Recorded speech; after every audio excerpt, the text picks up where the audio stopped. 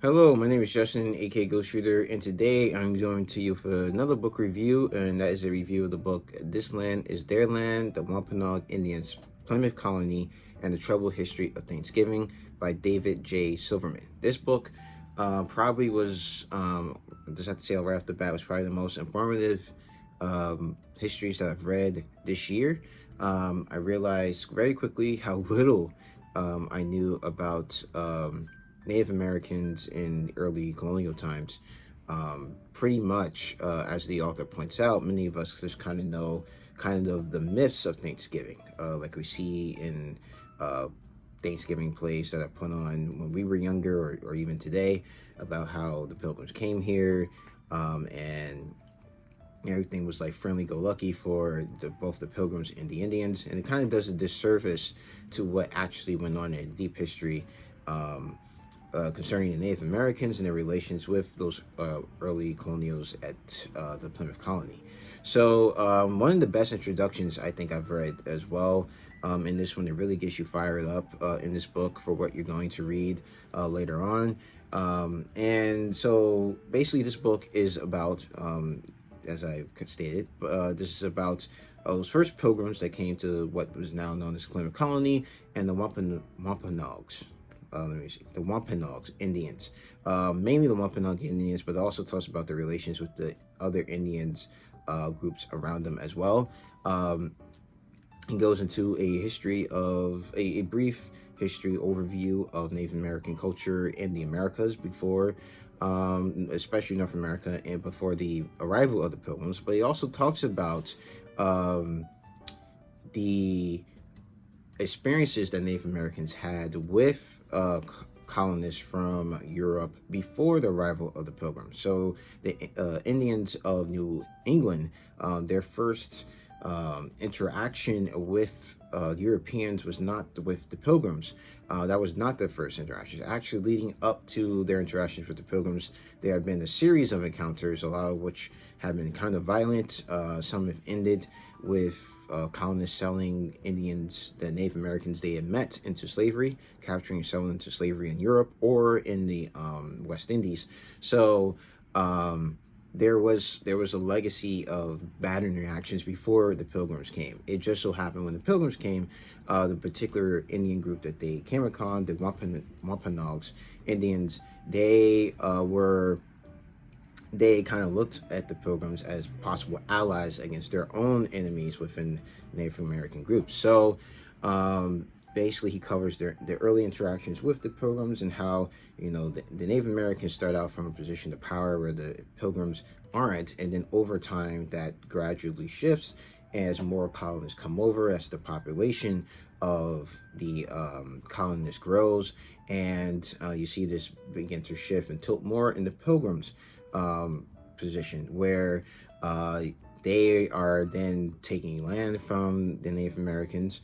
They are prosecuting Native Americans for crimes that they committed not within Plymouth territory, but off of Plymouth territory, not involving colonists, so basically involving themselves in Indian affairs, even though that didn't directly affect the colony. So kind of looks at this transition. The first Indian leader who basically made contact with them kind of kept the peace for as long as he was alive. But once his children came in, the most famous of which was King Philip, he basically, that began to change, and the Native Americans began to get together and fight back. And he shows how that fight went and how it had devastating results for the Native American population in New England.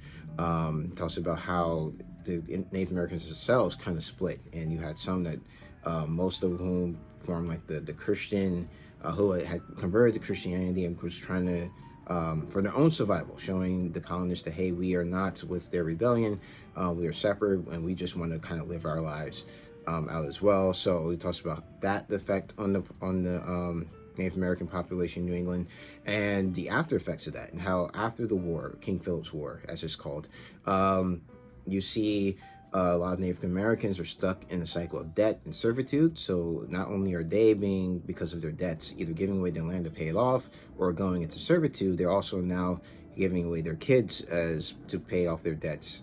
So the kids are doing service to or being like servants for colonists to pay off their parents' debt.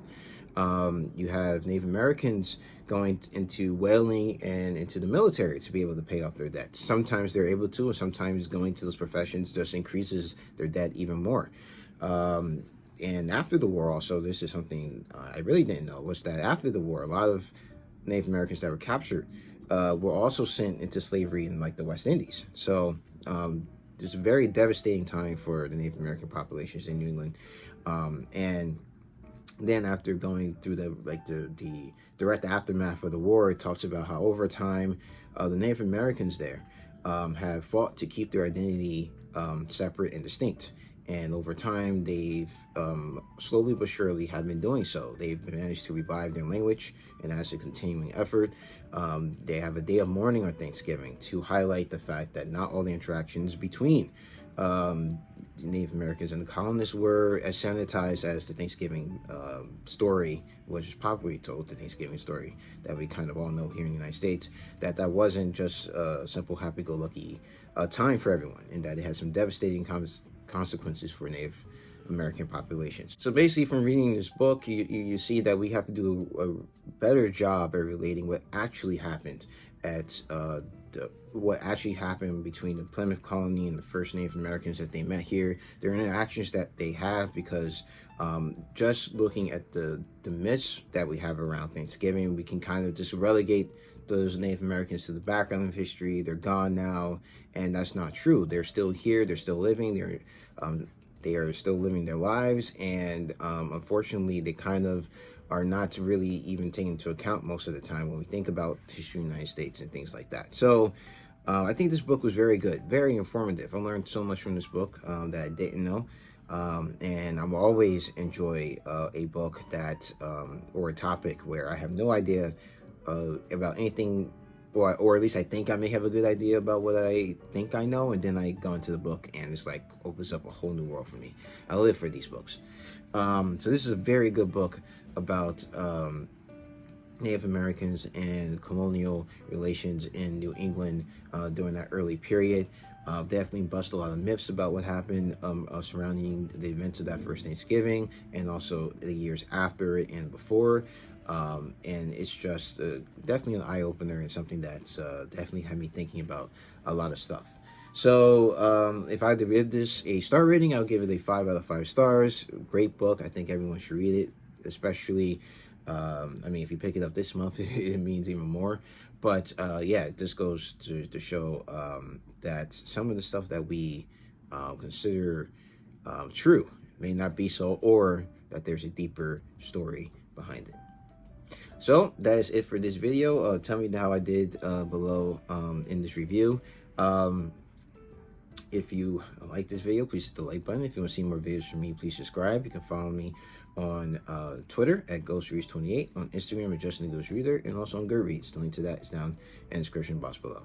So as always, keep reading.